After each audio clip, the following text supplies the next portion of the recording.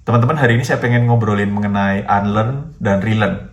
Ini satu hal yang penting untuk kita punya di zaman sekarang ya, karena dunia berubah secara cepat, banyak hal-hal yang baru. Kadang-kadang apa yang kita ketahui sebelumnya itu suka nggak relevan.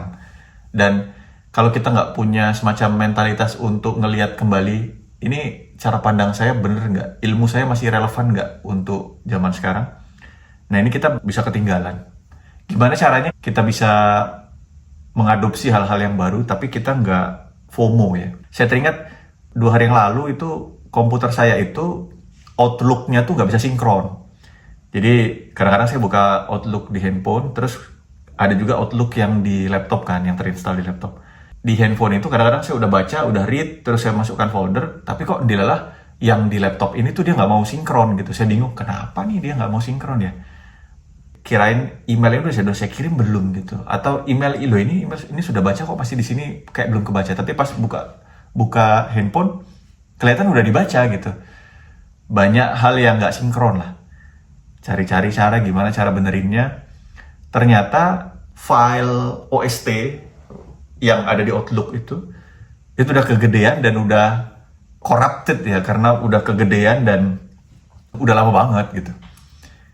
Jadi cara mengatasinya adalah file yang lama harus dibuang, lalu saya harus resynchronize lah dengan yang ada di server.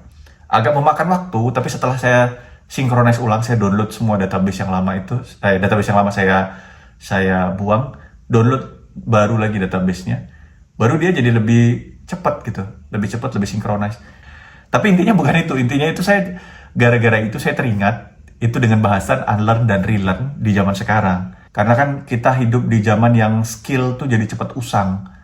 Kita baru belajar sesuatu, ada lagi yang baru.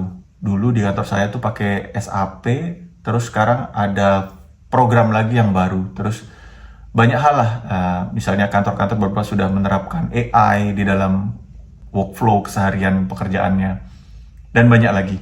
Yang harus kita lakukan tuh kalau saya lihat memang ternyata pertama adalah ketersediaan mengakui bahwa ilmu lama kita kadang-kadang nggak relevan. Maka kita harus belajar ilmu yang baru.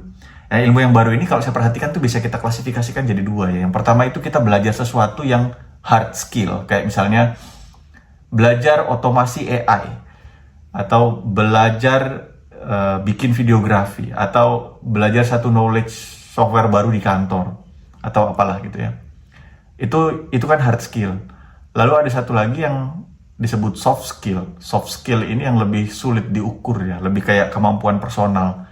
Yang soft skillnya ini dia berupa kayak misalnya kemampuan komunikasi, kemampuan kita bertahan terhadap tekanan, kemampuan kita untuk melakukan hal-hal yang semacam itulah. Kan agak lebih sulit diukur ya. Leadership skill misalnya gitu-gitu ya. Agak sulit diukur sih memang.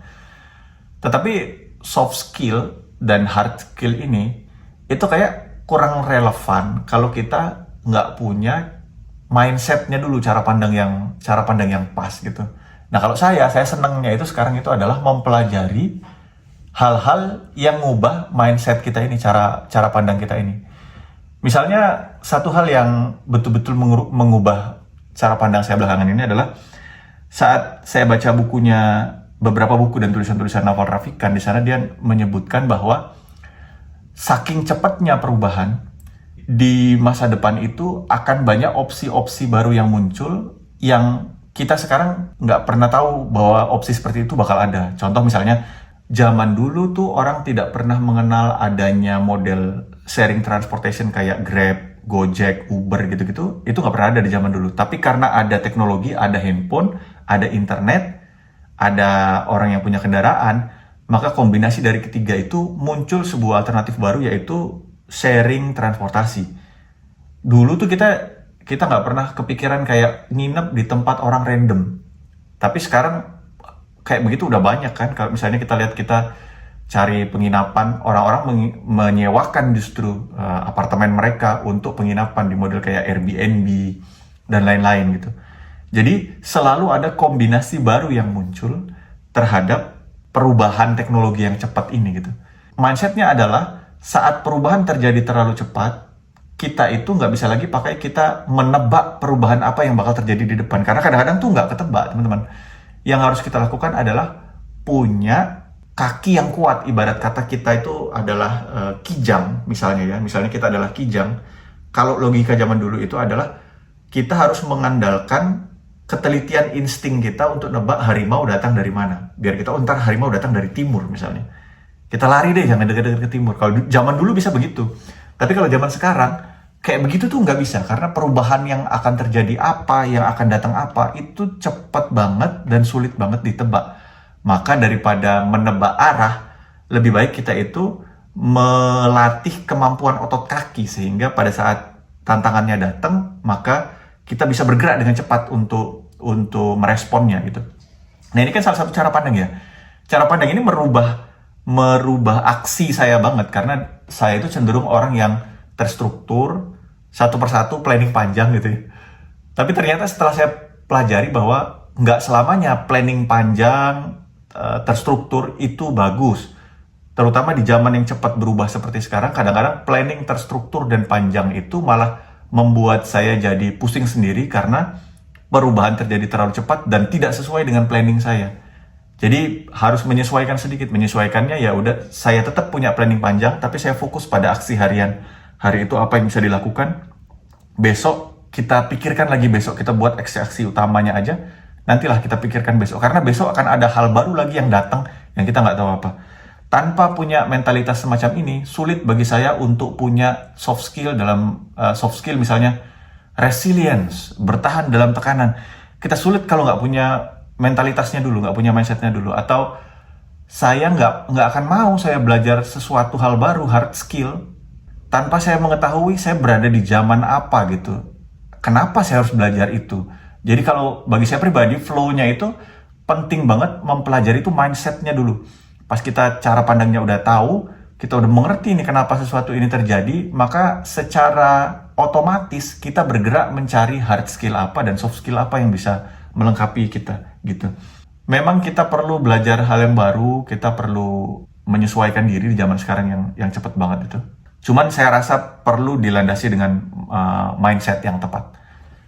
Pelajarin cara pandangnya. Dari mana belajarin cara pandangnya? Kalau mungkin bisa dari baca tulisan pemikir-pemikir yang futuris ya, yang bisa ngelihat gambaran besarnya apa yang sedang terjadi, kemana dunia bergerak gitu-gitu. Dengan begitu kita punya gambaran besarnya tuh.